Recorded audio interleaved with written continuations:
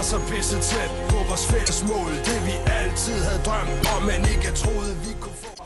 Denne februardag vrimler det med mennesker i popstjernen René Diffs hjem nord for København.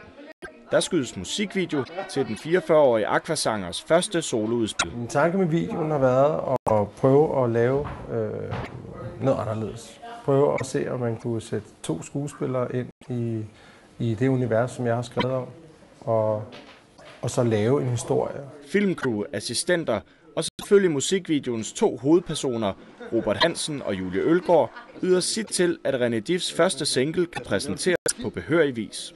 Holdets indsats bærer tilsyneladende frugt. Kender det, når man går rundt og tror, eller man går rundt og forestiller sig, hvordan ting ser ud, og når man så ser det, det ser jo helt vildt fedt ud. Og det er jeg meget overrasket over. Jeg ved ikke, om det lyder åndssvagt, men altså, det er meget overvældende at se, at det kan lade sig gøre. Sangen Til døden og skiller og tilhørende musikvideo kan høres og ses i sin fulde længde fra mandag den 27. februar. Jeg står fast ved mit løfte til døden og skiller.